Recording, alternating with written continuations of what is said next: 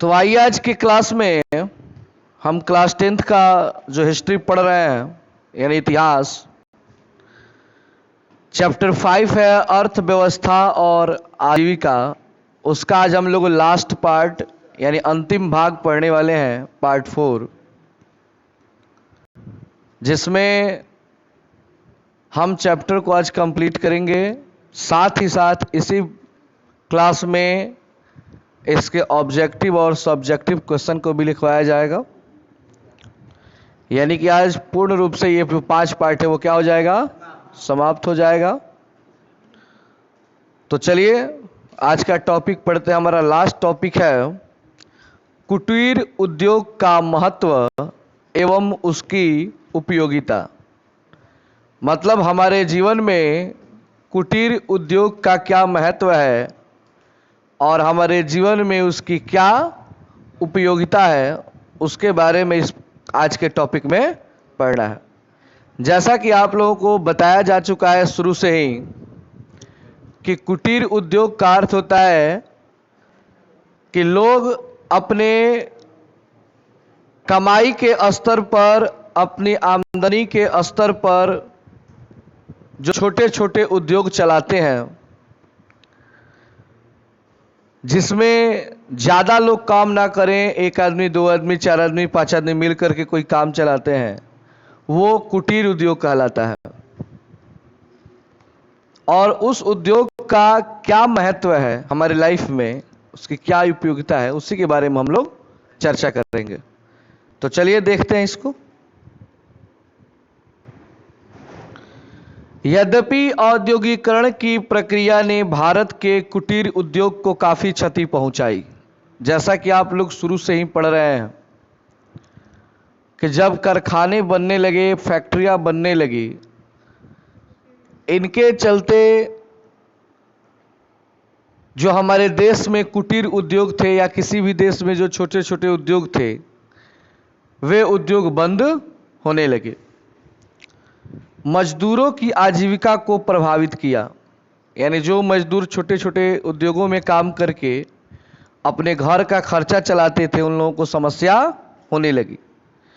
परंतु इस विषम एवं विपरीत परिस्थिति में भी, विषम मतलब होता है खराब, जो नहीं होना चाहिए, उस स्थिति में भी गांव एवं कस्बों में, गांव तो समझते ही हैं, कस्बा मतलब होता है मोहल्ला, कस्बा मतलब मोहल्ला में यह उद्योग पुष्पित एवं पल्लवित होता रहा। पुष्पित एवं पल्लवित का अर्थ हुआ कि फल फूल रहा। आप लोग सुन रहे हैं, सुनने होंगे ऐसा शब्द कि हमारे पास इस समय पैसा का मतलब फल, पैसा फल फूल रहा है। फल फूल रहा मतलब नहीं कि मेरे पास पैसा बहुत ज़्यादा हो रहा है।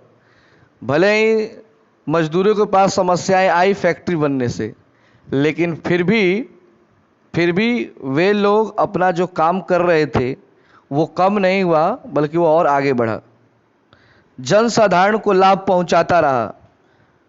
राष्ट्रीय आंदोलन, विशेषकर स्वदेशी आंदोलन के समय इस उद्योग की अग्रणी भूमिका रही।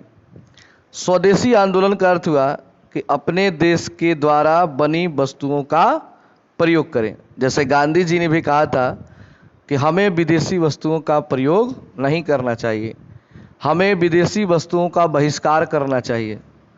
बहिष्कार मतलब होता है विरोध, बहिष्कार मतलब विरोध। हमें स्वदेशी अपनाना चाहिए, अपने देश की वस्तु को ज़्यादा प्रयोग करना चाहिए, इससे हमारा देश आगे बढ़ेगा। हम जो पैसा इन्वेस्ट करेंगे हमारे देश में ही रहेगा। अगर हम दूसरे देश की वस्तु को खरीदेंगे तो वो पैसा कहाँ चला जाएगा, दूसरे देशों में चला जाएगा। इसे कहते हैं स्वदेशी। क्या बोलते हैं, स्वदेशी। तो स्वदेशी आंदोलन के समय इस उद्योग की अग्रणी भूमिका रही। अग्रणी मतलब होता है सबसे आगे, अग्रणी मतलब सबसे आगे। अतः इसके महत्व को नकारा नहीं जा सकता है। इसलिए हम ये नहीं कह सकते हैं कि कुटीर उद्योग का महत्व हमारे जीवन में नहीं है, कुटीर उद्योग से हमारे जीवन पर कोई असर नहीं पड़ता है, ऐसा हम कभी भी नहीं कह सकते हैं। महात्मा गांधी ने कहा था कि लघु एवं कुटीर उद्योग भारतीय सामाजिक दशा के अनुकूल है। ये राष्ट्रीय अर्थव्यवस्था में बहुत ही महत्वपूर्ण भूमिका निर्वाहित करते हैं। गांधी जी का ऐसा कहना था, गांधी जी का ऐसा कहना था कि जो लघु उद्योग हैं, लघु यानी कि वही कुटीर उद्योग, वे भारतीय समाज के दशा के अनुकूल हैं। भारतीय समाज के दशा के अनुकूल होने का अर्थ क्या हुआ कि मतलब हमारी जैसी स्थिति है उसके अनुसार कुटीर उद्योग हम लोगों के लिए बहुत अच्छा है, क्योंकि ज़्यादातर हमारे देश में लोग क्या है, मजदूर हैं। यही ना है जी, ज़्यादातर हमारे देश में लोग मजदूरी करके अपना काम चलाते हैं, और जहाँ पे मजदूरी करके काम चलाया जाता हो वहाँ पे छोटे छोटे उद्योग ही अच्छे होते हैं। जैसे कि दुकान करना, आप कपड़ा का दुकान खोले वो भी लघु उद्योग है। आप चावल दाल का दुकान खोले हैं, हम कोचिंग पढ़ा रहे हैं, होटल खुला हुआ है छोटा मोटा जो बाज़ार में खुलता है, ये सभी क्या है, कुटीर उद्योग है, लघु उद्योग है। इससे क्या होता है कि इन्हीं सब चीज़ों पे भारत के ज़्यादा लोग डिपेंड है। आपके गांव में कितने लोगों के पास सरकारी नौकरी होगी? 1% लोगों के पास सरकारी नौकरी नहीं होगी। मैंने एक लोग नहीं कहा, मैंने 1% की बात की। 1% का अर्थ हुआ कि 1000 लोग अगर आपके गांव में हैं तो उसमें से आपके पास 10 आदमी के पास जल्दी आपको सरकारी नौकरी नहीं दिखेगा। ज़्यादातर लोग कहाँ पे काम कर रहे हैं? प्राइवेट काम करते हैं। ज़्यादातर लोग क्या काम करते हैं? प्राइवेट काम करते हैं, और प्राइवेट में भी ज़्यादातर मजदूरी होता है। मैं भी पढ़ा रहा हूँ तो ये क्या है? मजदूरी है। हम पढ़ा रहे हैं, आप लोग पैसा दे रहे हैं, ये मजदूरी है। ये लघु उद्योग है, कुटीर उद्योग है। और इस पर भारत की 95% लोग इसी तरह डिपेंड है, इसी तरह जी रहे हैं। 5% लोग हैं टाटा बिरला, मुकेश अंबानी, ऐसे लोग जो बड़े बड़े कंपनी चलाते हैं। तो वैसे लोगों की संख्या क्या है? कम है। तो भारत के लिए गांधी जी ने उसी समय कहा था कि लघु उद्योग, कुटीर उद्योग सबसे अच्छा है, यहाँ के समाज के अनुसार बहुत अच्छा है। कुटीर उद्योग उपभोक्ता वस्तुओं, उपभोक्ता मतलब होता है कस्टमर। कस्टमर समझते हैं ना, ग्राहक, ओकरे का कहल जाला, उपभोक्ता कहल जाला हिंदी में। कुटीर उद्योग उपभोक्ता वस्तुओं, अत्यधिक संख्या को रोजगार तथा राष्ट्रीय आय का अत्यधिक समान वितरण सुनिश्चित करते हैं। यानी इन उद्योगों से, यानी कि जो छोटा छोटा उद्योग होता है, इन उद्योगों से क्या होता है कि आसपास के लोगों को रोजगार मिल जाता है। लोग थोड़ा बहुत कमा कर अपना काम चलाने लगते हैं। जैसे कि एग्जाम्पल के तौर पे आप ले सकते हैं, जैसे कि कोई स्कूल खुलता है तो उसमें 5 आदमी, 10 आदमी, 15 आदमी को रोजगार मिल जाता है, मिलता है ना जी। 5-10 आदमी जरूर पढ़ाते हैं। उसके बाद है कि उसमें कुछ सफाई करने वाले होंगे कर्मचारी, उनको 2-4 रुपये मतलब जो भी मिल जाए। इस तरह 20 से 25 आदमी एक संस्था से जुड़ गए और उतने लोगों का परिवार उससे चलने लगा। अगर सोचिए लघु उद्योग हो ही ना, कितना लोग कंपनी में कमाएगा? कितने लोग के पास सरकारी नौकरी होगी? काम चलेगा?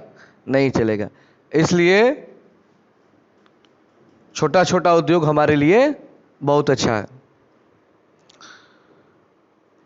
तीव्र औद्योगिकरण की प्रक्रिया में लघु उद्योगों ने सिद्ध किया कि वे बहुत तरीके से फायदेमंद होते हैं। आज क्या है कि औद्योगिकरण की जो प्रक्रिया है वो बहुत ही तेज है। मतलब कल कारखाने, फैक्ट्रियां जो हैं वो लगातार बहुत तेजी से बन रही हैं।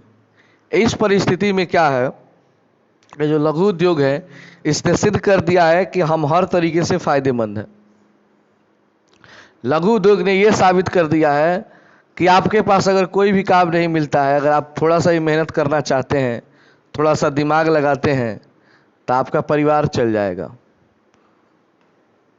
आपका परिवार चल जाएगा। आपको ज़्यादा दूर कहीं जाने की आवश्यकता नहीं पड़ेगी। जैसे कि मान लीजिए आपके पास कोई नौकरी नहीं है, कहीं पे काम नहीं मिल रहा है, तो सिंपल आप कोई सब्जी का दुकान कर सकते हैं। आप ठेला पे पकौड़ी समोसा बेच सकते हैं। उससे भी करोड़ों लोगों का परिवार चलता है। लाखों नहीं, करोड़ों लोग वैसे हैं। कोई दिक्कत नहीं है।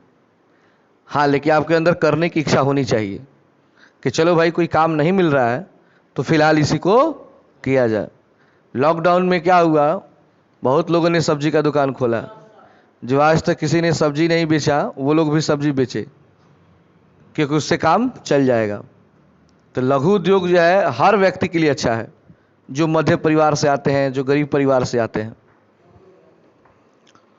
आगे है सामाजिक, आर्थिक और तत्संबंधी मुद्दों का समाधान इन्हीं उद्योगों से होता है। इसके ठीक से कार्यकरण पर तीव्र आर्थिक विकास पर निर्भर करता है। यह सामाजिक आर्थिक प्रगति व संतुलित क्षेत्रवार विकास के लिए एक शक्तिशाली औजार है। इसकी सबसे बड़ी विशेषता यह है कि इन उद्योगों की प्रगति बड़े पैमाने पर रोजगार के अवसर को बढ़ाती है और कौशल में वृद्धि, उद्यमिता में वृद्धि तथा उपयुक्त तकनीक का बेहतर प्रयोग सुनिश्चित करती है। बात यह है कि मैंने अभी कुछ ही देर पहले बोला कि जो लघु उद्योग होते हैं इसमें रोजगार बहुत मिलता है, लोगों को काम बहुत मिलता है। लोग कोई भी जो बेरोजगार महसूस करते हैं वो कुछ काम करना अगर चाहते हैं तो लघु उद्योग ही एक ऐसा माध्यम है कि वे तुरंत और आराम से काम प्राप्त कर सकते हैं और कमा सकते हैं, उन्हें कोई दिक्कत नहीं होगी। ऐसा समझ में बात। आगे है, इसको प्रारंभ करने में बहुत ही कम पूंजी की आवश्यकता होती है। सही बात है, लघु उद्योग करने में ज़्यादा पूंजी की आवश्यकता। मान लीजिए कि आपको सब्जी बेचना है तो आपको कम से कम एक ठेला की आवश्यकता होगी। 5 से 7 हज़ार का ठेला मिल जाएगा, 2-3 हज़ार का आप उसमें सामान रख लिए। 10,000 रुपये अगर आप कहीं से भी व्यवस्था कर लेते हैं, और आज के हिसाब में आज के ज़माने में 10,000 रुपये कोई ज़्यादा नहीं होता है। 10,000 का एक तल ईंटा भी नहीं मिलेगा, ठीक है ना हो तो 1 रुपया भी ज़्यादा लगता है, वो बात अलग है। लेकिन आज के ज़माने में जिस तरह है 10,000 रुपये कोई ज़्यादा नहीं होता है। लोग तो थोड़ा बहुत पटका पटकी करके 20-25 हज़ार दे देते हैं। यहाँ पे तो बिजनेस करने की बात हो रही है, समझ रहे हैं ना बात को। तो 10,000 रुपया में आप सब्जी, आपका अपना ठेला, सब्जी का दुकान खोल लिए। चलिए मान लीजिए आपके पास 10,000 रुपया भी नहीं है, 2-3 हज़ार रुपये तो व्यवस्था कर सकते हैं। ठेला भाड़ा पे भी मिलता है, 100 रुपया 150 रुपया में ठेला आपको एक दिन के लिए मिल जाएगा। आप आराम से 100 रुपया ठेला वाले को दे दीजिए जो मालिक है, और दिन भर उस पर सब्जी बेचिए। 100 रुपया देने के बाद जो भी फायदा होगा वो तो आप ही का होगा। आप 100-150-200 भी अगर कमा लेते हैं, 100-150-200 भी कमा लेते हैं तो आपका काम तो चल जाएगा, फिलहाल कोई दिक्कत तो नहीं होगी। तो 2-3 हज़ार रुपया भी आपके पास हो तो आप बिजनेस कर सकते हैं। रही बात, आपको शर्म पहले नहीं आनी चाहिए। नहीं तो क्या है ना, गुरूर में लोग जीते हैं। हम सब्जी बेचे हैं, मैं सब्जी हम बेचते नहीं, इतना हमरा के बुझ लगा। लेकिन हम बेचम गांजा, हम बेचम चरस, हम बेचम अफीम। बाबू सब्जी बेचोगे कोई बेचती नहीं है, चरस अफीम गांजा में बेचती है, दारू में बेचती है। समझ रहे हैं बात को ना। तो सब्जी बेचना, ठेला पे पकौड़ी समोसा बेचना, या जो भी आप लोग देखते हो, अगर आपकी ऐसी स्थिति आती है, वैसी आवश्यकता पड़ती है, तो कोई करने में कोई बुराई नहीं है, कोई हर्ज नहीं है। लोग क्या है, लोग आज कहेंगे, कल कहेंगे, 2 दिन बाद शांत हो जाएंगे, और धीरे धीरे जब आपके पैसा हो जाएगा तो वे लोग ही आपकी बड़ाई करेंगे कि कुछ को आता का, लेकिन मेहनत करके कुछ कॉल है लस। और बहुत ऐसे लोग हैं, बहुत ऐसे नहीं, दुनिया में जितने भी आज करोड़पति अरबपति बने हुए हैं, अगर आप उन लोगों का इतिहास पढ़ेंगे ना तो आपको पता चलेगा कि वो लोग कभी ना कभी ठेला खींचे हुए हैं। विश्वास आपको नहीं होगा कि अजीब अजीब लाइफ इन लोगों का होता है, कैसे वे लोग आगे बढ़ जाते हैं। बस वे लोग दुनिया के बात ना सोचकर अपना काम करते हैं। लेकिन तरीका 2 होता है। एक होता है आप ठेला खींच रहे हैं तो 2 तरीके से सोच रहे हैं। एक होता है डेवलप करने का, एक होता है उसी में रहने का। डेवलप करने वाला सोचता है कि मुझे आज मैं एक ठेला चला रहा हूँ, आने वाले टाइम में कुछ सालों में मेरे पास 10 से 15 ठेले होंगे और मैं ठेला दूंगा लोगों को भाड़े पे। लेकिन उसके लिए उसके उस माइंड तेज काम करना चाहिए। मैं एक एग्जांपल आप लोगों को देना चाहता हूँ। एक व्यक्ति था, वो बेकरी आप लोग समझते हैं, पाव रोटी जहाँ बनता है, बेकरी में काम करता था। आप लोग देखे होंगे कि वो पाव रोटी वाले लेके आते हैं, सब बेचते हैं, अपना एक ठेला भी हाथ में लिए रहते हैं। मुझसे मुलाकात हुई एक बार गांव में, तो मैंने उससे पूछा कि क्या आमदनी होती है आप लोगों की। तो बोला कि देखिए हमारी जो आमदनी है दिहाड़ी पे नहीं होता है। आप लोग कभी कोई मिले तो पूछिएगा, दिहाड़ी पे नहीं होता है। दिहाड़ी मतलब होता है कि इतना रुपया है, जैसे 500 रुपया आज आपको मिलेगा कंपनी की तरफ से, ऐसा कुछ नहीं है। हम जितना बेचेंगे उसी के हिसाब से मिलेगा। अगर हम नहीं बेचेंगे तो हमको नहीं मिलेगा। इसलिए हम लोग ज़्यादा तेजी से चलते हैं ताकि ज़्यादा से ज़्यादा बेच सकें। तो मैंने बोला कि कितना फ़ायदा हो जाता है, तो बोला कि देखिए करीब करीब एवरेज अगर लेके चला जाए तो 400 से 500 रुपया रोज बच जाता है। 400 से 500 रुपया पर डे बच जाता है। और आप लोगों को पता है ना कि एक मजदूर का कम से कम आज के ज़माने में 400 रुपये से कम नहीं है। मैंने बोला कि चलिए अच्छी बात है, करते क्या है पैसे का, तो होता है घर पे भेज देते हैं हर महीना 10,000। एक ये सोच होती है कि परिवार चलाना है, हर महीना 10,000 भेज दिए, आपका परिवार खा गया, फिर आप शुरू से कमाने लगे।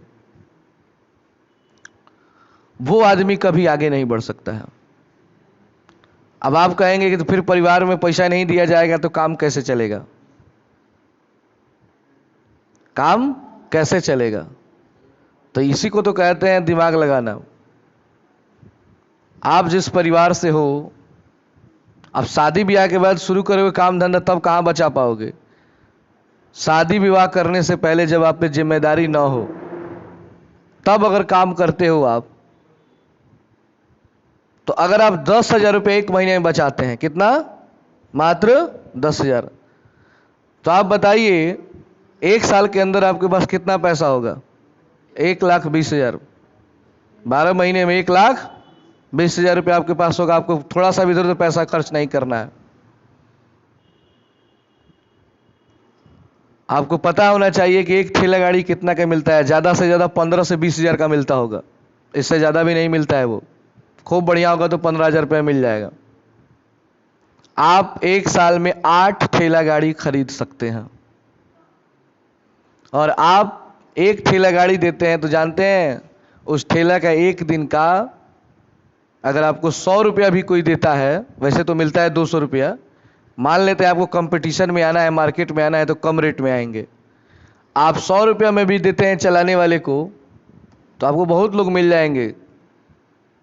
तो एक दिन का आपको 800 रुपया आपके पॉकेट में आएगा, जिसमें आपका थोड़ा सा भी मेहनत नहीं होगा। 800 रुपया। लेकिन आप उसको चलाना मत छोड़िए। ये नहीं कि अब मैं 8 गाड़ी का मालिक बन चुका हूं तो अब मैं ठेला नहीं खींचूंगा। नहीं, उसी तरह मेहनत करते रहे जैसे पहले थे आप।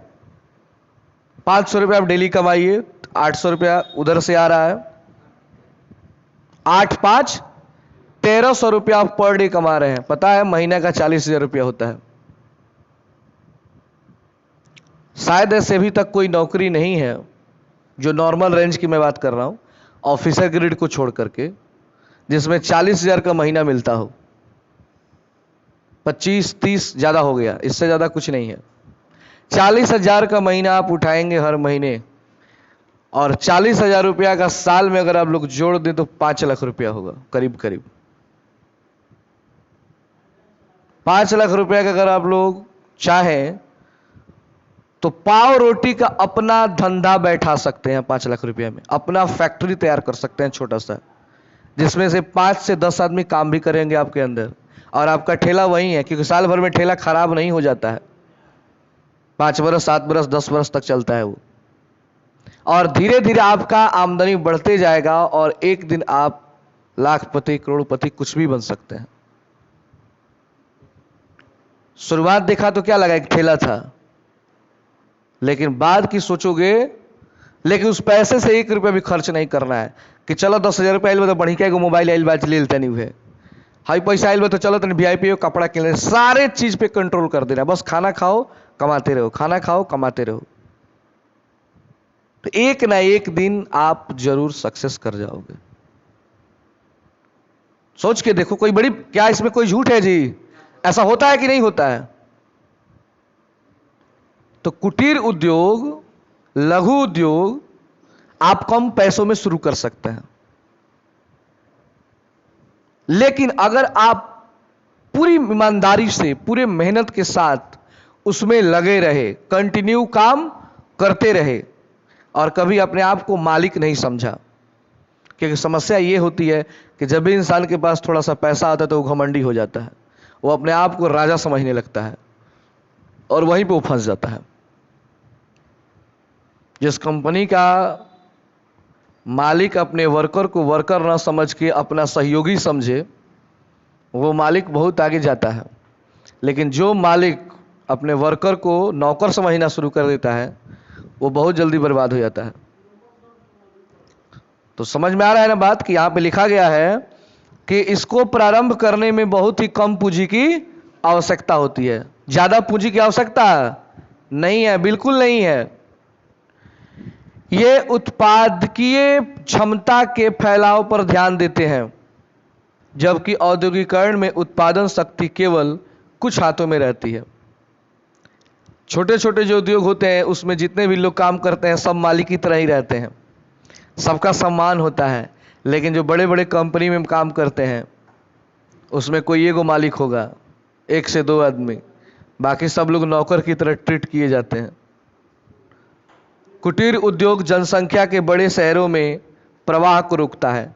यानी आप जब कुटीर उद्योग पर ध्यान देंगे, छोटे छोटे उद्योगों पर ध्यान देंगे, तो आपको शहरों में जाने की आवश्यकता पड़ेगी? आपको बाहर जाके कमाने की आवश्यकता पड़ेगी? नहीं पड़ेगी, और धीरे धीरे आप डेवलप कर जाएंगे। आधुनिक औद्योगिक प्रणाली के विकास के पूर्व भारतीय निर्मित बाजार था। भारतीय निर्मित बाजार था। भारतीय मलमल और छींट तथा सूती वस्त्र उद्योग न केवल स्थानीय आवश्यकताओं की पूर्ति निर्मित वस्तुओं का निर्यात भी करते थे। मलमल और छींट आप लोग समझते हैं? अरे मलमल का एक कपड़ा आता है जिसको मखमल सुने हैं? मखमल बड़ा ही कोमल होता है, चिकना होता है, मुलायम होता है, और उस पर छींट का डिजाइन बना दिया जाता है, जैसे कि आप नीचे फिगर में देख सकते हैं, मैंने एक चित्र डाला है। तो इसका निर्यात वे लोग करते थे। भारत से निर्यात छींट, रंगारंग के बर्तन तथा ऊनी कपड़े शामिल की मांग का विश्वव्यापी विश्व में होती थी। भारतीय उपलब्ध कराते थे, बल्कि वे मुख्य वस्तुओं में रुई तथा सिल्क। रुई समझला लोग इन्नू? आ सिल्क, अरे सिल्क के कपड़ा आवेला, बड़ा पातर होला, बड़ा मुलायम होला। सिल्क के शर्ट देखले बड़ा लोगिन, आर पार लौकेला ओमे, माने अंदर के का पहनले बा गंजी उजी लौकेला, मर्दाना लोग ज्यादा एकर यूज करेला। और सिल्क के कपड़ा सबसे ज्यादा महंगा मिलेला। अगर शर्ट मान लो मिलता 100 रुपये मीटर या 200 रुपये मीटर, तो नॉर्मली मिलला 600-700 रुपये मीटर मिलेला। आ ज़्यादा दिन चलबो ना करेला, 2 से 3 महीने के बाद वो फट जाला, एकदम पतला होला। बस इतने निमन लगेला, देखे में अच्छा लगेला, पहने में एकदम हल्का लगी, ठीक ना? क्योंकि उनको पता बा कि कोनो भी कपड़ा महंगा तबे होला जब वो हल्का होई, जब ओकर क्वालिटी अच्छा होई। क्वालिटी पर कपड़ा के दाम लगेला। अब जाके बोरा कीन लो तो बोरा के कितना दाम लगी? जैसे कि भैंस के चट्टी उड़ावे के बा तो 10 रुपये के 2 गो कीन लेब तो खूब बढ़िया चट्टी उड़ा देब, तू पहन लेब तो कोनो दिक्कत नहीं है। लेकिन कपड़ा किनब तो पैसा तो लागी। ब्रिटेन में उच्च वर्ग के लोग भारत के हाथों से बनी हुई वस्तुओं को ज़्यादा तरजीह देते थे। मतलब जो ब्रिटेन के लोग थे, मतलब इंग्लैंड के लोग थे, वे लोग भारतीय जो वस्तुएं बनती थी ना, उनका मतलब बड़ा वैल्यू देते थे, बड़ा उनको अच्छा लगता था। हाथों से बने महीन धागों के कपड़े, तसर सिल्क, बनारसी तथा बालूचेरी साड़ियाँ। बनारसी साड़ी के नाम सुनला को नहीं जरूर, बड़ा महंगा मिल रहा हो और बड़ा भारी होला। तथा बुने हुए बॉर्डर वाली साड़ियाँ। बॉर्डर वाली साड़ी समझती हो आप लोग? अरे होता है एक बॉर्डर होता है साड़ी में, वो सब औरतें सब दिखती है, बॉर्डर देख देख खरीदती हैं। एवं मद्रास प्रसिद्ध लुंगियों की मांग ब्रिटेन के उच्च वर्गों में अधिक थी। और मद्रास का जो लुंगी होता है, लुंगी समझते हैं ना? एक गाना आ रहा है लुंगी डांस, चेन्नई एक्सप्रेस, और मद्रास को चेन्नई कहा जाता है। मद्रास को आज क्या कहा जाता है? चेन्नई। देख लो बोले चेन्नई एक्सप्रेस शाहरुख खान के, वो में लुंगी डांस बैठे। मशीनों द्वारा इसकी नकल नहीं की जा सकती थी, ये सब मशीन से नहीं बन सकता था। और विशेष बात तो यह थी कि इस पर अकाल और बेरोजगारी का भी असर नहीं होता था, क्योंकि यह महंगी होती थी और सिर्फ उच्च वर्ग के द्वारा विदेशों में उपयोग में लाई जाती थी, मतलब उसको धनी मनी लोग केवल पहनते थे। अंग्रेजों के साथ राजनीतिक संबंध कायम होने और औद्योगिकरण के कारण भारत का कुटीर उद्योग एवं हस्तशिल्प उद्योग का पतन हुआ। कि ब्रिटिश सरकार की नीति भारत में विदेश निर्मित वस्तुओं का आयात एवं भारत के कच्चा माल के निर्यात को प्रोत्साहन देना था, इसलिए ग्रामीण उद्योग पर कोई ध्यान नहीं दिया गया। फिर भी राष्ट्रीय आंदोलन, विशेषकर स्वदेशी आंदोलन के समय खादी वस्त्रों की मांग ने कुटीर उद्योग को बढ़ावा दिया। दो विश्व युद्ध के बीच कुटीर उद्योग द्वारा उत्पादित वस्तुओं की मांग में वृद्धि हुई और कारखानों के साथ कुटीर उद्योग भी क्षेत्रीय जगहों पर उत्पादन में महत्वपूर्ण भूमिका निभाते रहा। सन 1947 में स्वतंत्रता प्राप्ति के बाद कुटीर उद्योग की उपयोगिता और उसके विकास हेतु भारत सरकार की नीतियों में परिवर्तन हुआ। यानी जब हमारा देश आज़ाद हुआ तो कुटीर उद्योग को लेकर भारत सरकार काफ़ी सीरियस थी कि कुटीर उद्योग को बढ़ावा मिलना चाहिए, लोगों को छोटे छोटे स्तर पर काम मिलना चाहिए ताकि कोई भी व्यक्ति बेरोजगार न रह सके। 6 अप्रैल 1948 की औद्योगिक नीति के द्वारा लघु एवं कुटीर उद्योग को प्रोत्साहन दिया गया। सन 1952 से 53 ईस्वी में 5 बोर्ड बनाए गए। कितने बोर्ड बनाए गए? 5 बोर्ड, जो हथकरघा, सिल्क, खादी, नारियल की जटा और ग्रामीण उद्योग हेतु थे। सन 1956 एवं 1977 के औद्योगिक नीति में इनके प्रोत्साहन की बात कही गई। आगे चलकर 23 जुलाई 1980 को औद्योगिक नीति घोषणा पत्र जारी किया गया, जिसमें कृषि आधारित उद्योगों की बात कही गई एवं लघु उद्योगों की सीमा भी बढ़ाई गई। मतलब जब से देश आज़ाद हुआ है ना, तब से सरकार का ये प्रयास हमेशा रहा है कि ज़्यादा से ज़्यादा लघु उद्योग की स्थापना हो, ज़्यादा से ज़्यादा लोग छोटे छोटे बिजनेस करें। कुछ दिन पहले प्रधानमंत्री जी का एक भाषण आया था कि हर व्यक्ति, किसी ने पूछा कि आज बेरोजगारी इतने चरम सीमा पर है भारत में तो क्या करना चाहिए। खैर उनको नहीं कहना चाहिए, लेकिन फिर भी उन्होंने मजाकिया में कहा कि हर व्यक्ति को पकौड़ा बेचना चाहिए। खैर एक प्रधानमंत्री होकर ये बात नहीं बोलना चाहिए, लोगों को बुरा लगता है। लेकिन अगर बात हम अपने स्तर से करें तो कोई खराब भी नहीं है। पकौड़ी बेचने का अर्थ है कि मतलब छोटा मोटा धंधा करें, क्योंकि सबको सरकारी नौकरी मिलना संभव नहीं है, उतना बहाली आता ही नहीं है। 10 लाख 15 लाख लोग फॉर्म भरते हैं और बहाली आता है 400। नौकरी कितने लोगों को मिलती है? बाकी लोग क्या सबका हो जाता है? नहीं हो पाएगा। रेलवे में बहाली आया 30,000 35,000 और फार्म गिर गया 3 करोड़। उतना ही लोगों का ना नौकरी होगा उसमें, बाकी लोग नहीं होगा। तो सबको ज़्यादा से ज़्यादा लोगों को तो मतलब अपना खुद का ही वर्क करना पड़ेगा, तब काम चलेगा। और अंतिम पैराग्राफ है इस चैप्टर का। इस तरह हम देखते हैं कि स्वतंत्रता प्राप्ति के बाद भारत सरकार ने जहां एक तरफ कुटीर उद्योग को बढ़ावा दिया, वहीं दूसरी तरफ औद्योगिकरण की प्रक्रिया भी आगे बढ़ने लगी। मतलब सरकार ने अगर कुटीर उद्योग को आगे बढ़ाया, छोटे छोटे उद्योग को आगे बढ़ाया, तो उसने कंपनियां भी स्थापित की, कारखाने भी स्थापित किए। ऐसा नहीं है कि जो हमारी सरकार है वो केवल कुटीर उद्योग को बढ़ावा देती है, नहीं, भारत में बहुत सारी कंपनियां भी बनती हैं, ठीक है ना। वहीं अब रसायन एवं बिजली जैसे औद्योगिक क्षेत्रों का विस्तार होने लगा। विद्युत, इलेक्ट्रॉनिक एवं स्वचालित मशीनों का प्रयोग किया जाने लगा। आज आप लोग देखिए, कोई भी कंपनी, कोई भी कारखाना अगर चल रहा है तो उसमें बिना बिजली का वो चलेगा जी? बिना इलेक्ट्रॉनिक मशीन का आजकल कुछ हो रहा है? हर जगह इलेक्ट्रॉनिक मशीन का प्रयोग हो रहा है। स्वचालित मशीन, स्वचालित मशीन मतलब होता है ऑटोमेटिक मशीन। आजकल हर चीज़ क्या आ रहा है जी? ऑटोमेटिक। लोग अब हाथ से कुछ करेंगे नहीं क्या चाहत, अगर के मशीन ऑटोमेटिक सब काम कंट्रोल कर लेते थे, ठीक ना। 19वीं शताब्दी में ब्रिटेन की औद्योगिक नीति ने जिस तरह औपनिवेशिक शोषण की शुरुआत की, भारत राष्ट्रवाद की नींव उसका प्रतिफल था। यही कारण था कि जब महात्मा गांधी ने असहयोग आंदोलन की शुरुआत की तो राष्ट्रवादियों के साथ अहमदाबाद एवं खेड़ा मिल के मजदूरों ने उनका साथ दिया। आप लोग खेड़ा आंदोलन जरूर पढ़े होंगे पिछले चैप्टर में। तो गांधी जी अंग्रेजों का विरोध क्यों किए? क्योंकि अंग्रेज आए थे भारत में व्यापार करने के लिए और व्यापार करते करते लोगों का शोषण करने लगे। इसके विरोध में इन्हें गांधी जी कई सारे आंदोलन जैसे कि असहयोग आंदोलन, सविनय अवज्ञा आंदोलन, खिलाफत आंदोलन, खेड़ा आंदोलन, ऐसे कई आंदोलन किए। महात्मा गांधी ने विदेशी वस्तुओं का बहिष्कार, मैंने शुरू में ही बोला था कि महात्मा गांधी ने क्या कहा था कि हमें विदेशी वस्तुओं का क्या करना चाहिए? बहिष्कार करना चाहिए। बहिष्कार मतलब विरोध करना चाहिए, उसका प्रयोग नहीं करना चाहिए।